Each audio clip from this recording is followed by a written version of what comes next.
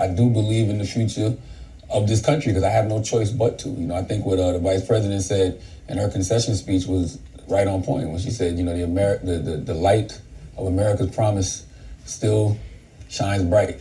I have no reason to feel otherwise. I'm gonna wake up, and just be all doom and gloom and tell everybody the world is ending. It's like, no, Americans went out there and it was a free and fair election and they made a choice. And now we all have to deal with, the consequences of that choice. And whether we like it or not, Donald Trump is the president of the United States of America. I know it.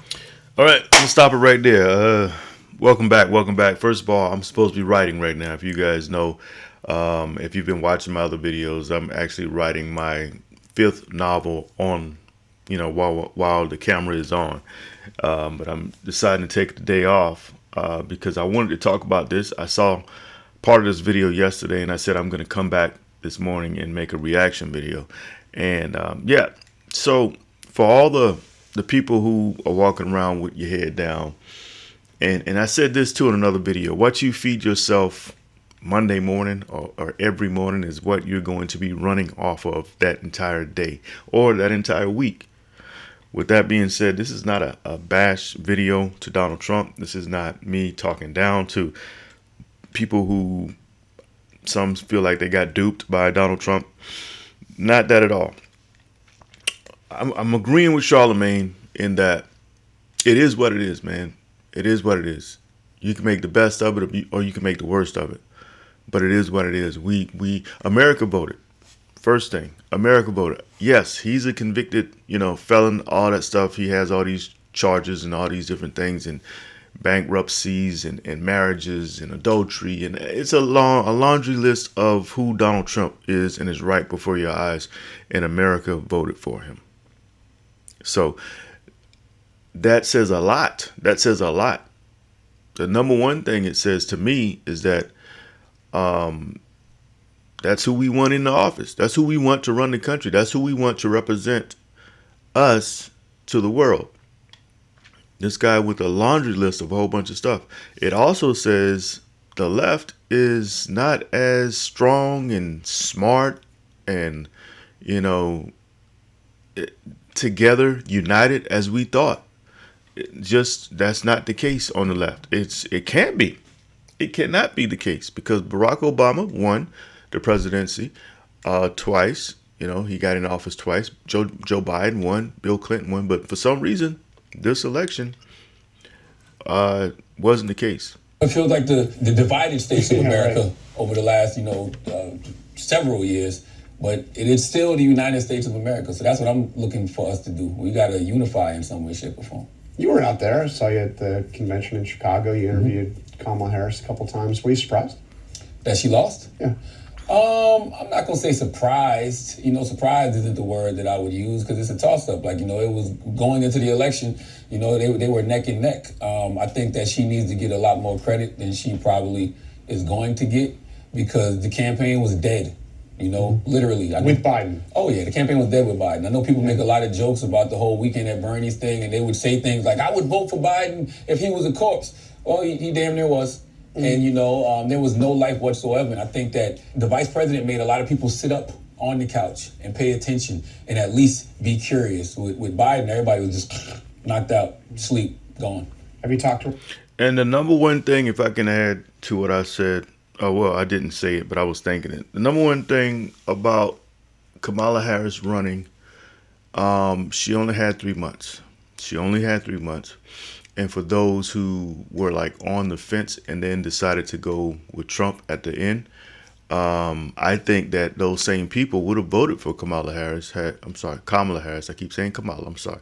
Kamala Harris had she had more time. And another thing is, some people didn't vote for her because they didn't think she was ready, and that is a legit claim. But at the same time, I mean, you saying she's not ready, but Donald Trump, this guy that we already know who he is ready. I don't really, and I'm not gonna beat that dead horse, but I think had she had more time, a little bit more experience, and I don't know. Some people are asking, you think she's going to run again? I don't know. I don't know. I think this took a toll on her. I saw that in her concession speech. She was somewhat, her voice, I could tell that she had been, it affected her. I'll just say that. Ever since the loss? No, I haven't, but I can't wait to. What are you going to tell her?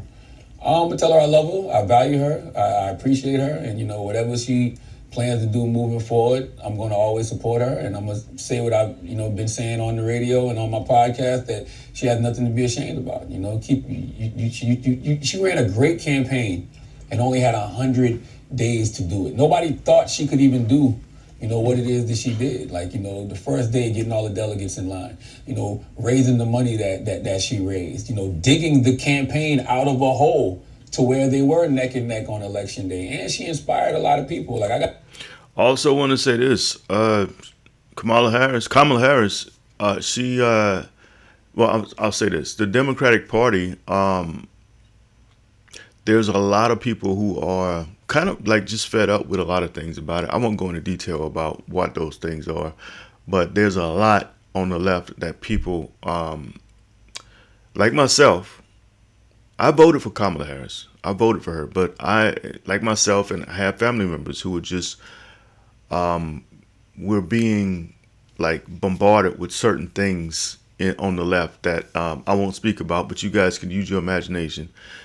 And we're kind of like, we need to chill out on that a little bit, because that's not who I am. This is not what I represent. There's a lot that, I'm not even affiliated with that stuff, but it's more and more and more and more of that. And it's not one thing.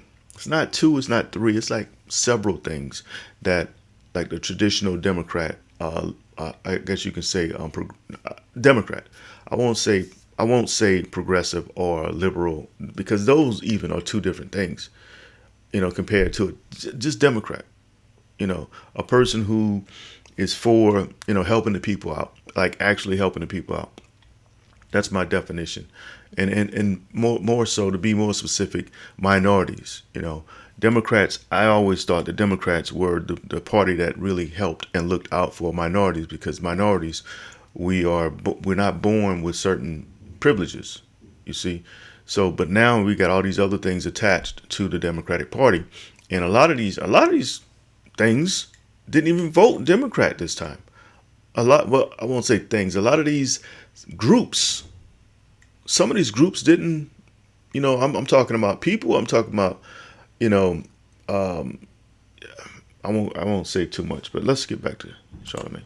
I got 4 daughters, and my 9-year-old and my 6-year-old, when I'm watching, This Week ABC on Sunday morning, or I'm watching CNN or Fox or MSNBC, they're coming in and they're asking me questions about Vice President Kamala Harris. And are you going to vote for the Vice President, Daddy? Yes, I'm voting for the Vice President. And when she lost, they were upset that she was lost. So, she did inspire a lot of people, and it was a historic campaign. What do you make of the demographics here? I mean, Trump got 1 out of every 3 voters of color.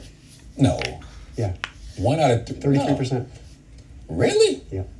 When you say color, you mean like black, brown? Yeah. When he say color, he means. Okay, when he says people of color, that's another thing that we got to look at. People of color, that's not just black people. That's not just Puerto Ricans. That's not just, that's a POC is a person other than white, basically, in this country. So 1 out of 3, yeah, that's probably right. That's probably right. Now, before I even go any further, I don't want to forget now, like I said, I'm a writer. This is not what I do these days. This is only my 2nd video I've made like this in the last year, I think. Or maybe last 6 or 7 months. I make videos about gardening. I make videos about me writing my 5th novel online. So this is a rarity to me, but I'm gonna play a little bit more, and I encourage you guys to go watch those videos too. Click on the playlist. Oh, well, I think that, people have different issues that they care about, and I think that there's nobody out there that's a single issue voter. I think some of this is a backlash to race and gender and identity politics, but man, most people, they just care about keeping food on their table and keeping a roof over their head. And I think sometimes people forget about that. I think that they forget about, the working class. And for whatever reason, Donald Trump speaks to the grievances of the working class in a real way. And I keep telling folks, people will forget what you did, they'll forget what you said, but they'll never forget how you made them feel. And when you go back to 2020, even though it was a pandemic and it was COVID, people don't care. All they know is they got stimulus checks with his name on it, and that's what they remember. And I'm gonna leave it right there. That was smart on his part, and that's absolutely true. When people, I've been very fortunate, very blessed for the past 20 some years. I was able to get out of poverty. I'm not wealthy.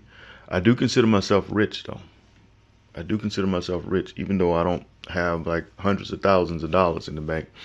The reason I say that is because a little boy, me as a little boy, if I were to step into my life now, I would definitely be rich as a little boy. Now, I grew up in a single wide trailer with anywhere from 6 to 10 people.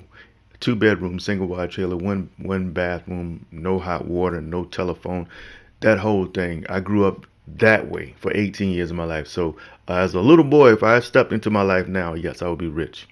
And to just close this thing out, Donald Trump, I'll say this, people that are still in that position, like people who are below poverty or well below middle class, poor people. It's a lot of poor people still in this country.